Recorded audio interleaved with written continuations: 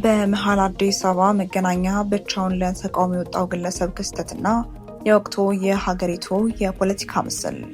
በዋና ከተማዋ አዲስ አበባ ከፍተኛ የሰዎችና የትራፊክ እንቅስቃሴ በሚበዛበት መገናኛ አካባቢ አንድ ግለሰብ ብቻውን በካርቶን ላይ በጻፈው መፈክር ሰላማዊ ተቃውሞ ማሰማቱ የማህበራዊ ሚዲያ ዋነኛ መነጋገሪያ ሆኗል። ግለሰቡ ጠቅላይ ሚኒስትር አብይ አህመድ ከስልጣን ውረድ፣ ለፍርድ መቅረብ አለባቸው የሚል ድምፅን ያሰማ ሲሆን ከፖለቲካዊ ስልጣን ጥያቄ ባለፈም በኢትዮጵያ ኤሌክትሪክ ኃይል እናም በህገወጥ የክሪፕቶ ማይኒንግ ኩባንያዎች መካከል ይፈጸማል ባለው የሙስና አሰራር ላይ ተቃውሞን ገልጿል። የአጋጣሚ በወቅታዊ የሀገሪቱ የፖለቲካ የኢኮኖሚና የማህበራዊ ሁኔታዎች ላይ በርካታ አበይት ነጥቦችን ያመላክታል። ግለሰቡ ሊከተል የሚችለውን የጸጥታ ስጋት እያወቀ ብቻውን አደባባይ መውጣቱ ህብረተሰቡ ውስጥ ያለውን ጥልቅ ቅሬታና የግለሰቦችን ከፍተኛ የፖለቲካ ቁርጠኝነት ያሳያል።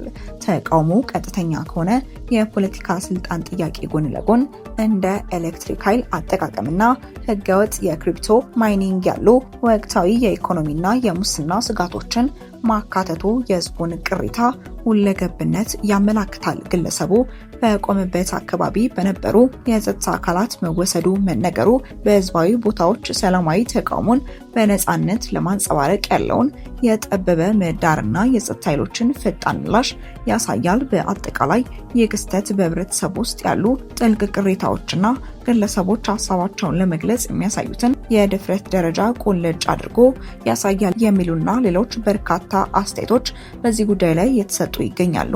እናንተ ስለዚህ ጉዳይ ምን ትላላችሁ? ወደ ቀጣይ ጉዳያችን ስናመራ የዲያቆን ዳንኤል ክብረት አነጋጋሪ አስተያየት።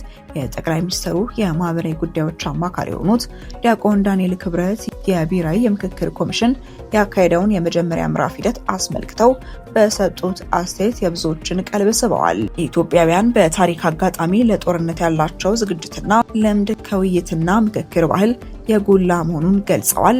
የአድዋ ጦርነት በ9 ሰዓት የጨረስን ጀግኖች ነን።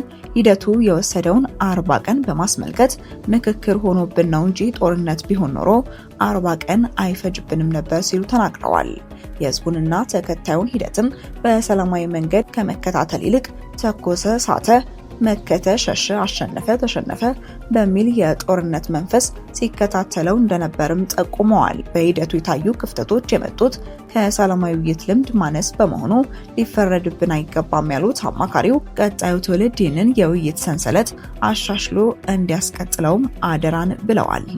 ወደ ቀጣይ ጉዳያችን ስናመራ የአማራ ብሔራዊ ንቅናቄ መግለጫና የተቃውሞ አቋም። ከአማራ ብሔራዊ ንቅናቄ አብን በኩል በወጣው ይፋዊ መግለጫ በምክክሩ ሂደቱ የታዩ አዎንታዊ ጥረቶች የሚደገፉ ቢሆንም በመጨረሻው ሰዓት ተፈጽሟል ያሉትን ህገወጥ ጣልቃ ገብነት አጥብቀው እንደሚቃወሙም አስታውቀዋል።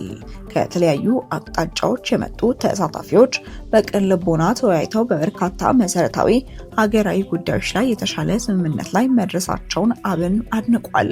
የተወሰኑ ከፍተኛ የመንግስት ባለስልጣናትና ጥቂት የኮሚሽኑ አባላት ሂደቱን ለቡድናዊ ፍላጎት ለማዋልና ውጤቶችን ለማዛባት ወገንተኝነት ማሳየታቸውም ተገልጿል። በስምንቱም አጀንዳዎች ላይ በምክክሩ የተደረሰበት የውሳኔ ሀሳቦች ከተነበቡ በኋላ አንድ ኮሚሽነር በጉባኤው ያልተመረመረና በጀርባ በር የተዘጋጀ ተቀጥላ አጀንዳ በማቅረብ ጉባኤተኛውን አሸናፊና ተሸናፊ ለማድረግ ሞክረዋል ሲልም ከሷል።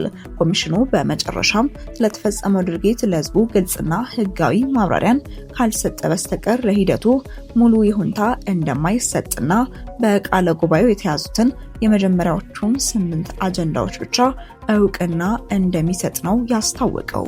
በተያዘ በአዲስ አበባ ጉዳይና በሽምግልና ኮሚቴው ዙሪያ የተነሳውን ውዝግብ እንመለከታለን። የሀገራዊ ምክክር ጉባኤው ከ39 የቆይታ ጊዜ በኋላ በሚጠናቀቅበት ዋዜማ በአዲስ አበባ ከተማ አስተዳደር ህጋዊ ይዞታና አደረጃጀት ዙሪያ የተፈጠረውን አለመግባባት የጉባኤውን ማጠቃለያ ሳቢና አወዛጋቢ አድርጎታል። ነሐሴ 15 ቀን 2018 ዓ.ም የተካሄደው ጠቅላላ ጉባኤ ትክክለኛው የተመካካሪዎች ቁጥር ሳይታወቅና ምልዓተ ጉባኤ መሟላቱ ሳይረጋገጥ መካሄዱ የሚታወቅ ሲሆን በዚሁ የምክክር ሂደት ላይ የክልል ፕሬዝዳንቶች፣ ከንቲባዎች፣ የሃይማኖት አባቶችና የሀገር ሽማግሌዎች የተካተቱበት የሽምግልና ኮሚቴ በአዲስ አበባ ጉዳይ ሁለት አማራጮችም ቀርበዋል። የመጀመሪያው ሁሉም ክልሎች ርዕሰ ከተማቸውን መምረጥ የሚችሉበትን ድንጋጌ በሕገ መንግስቱ እንዲካተት ማድረግ፣ ሁለተኛው ደግሞ አዲስ አበባ የኦሮሚያ ክልል ርዕሰ ከተማ መሆኗን የሚገልጽ ቀጥተኛ ድንጋጌ በሕገ መንግስቱ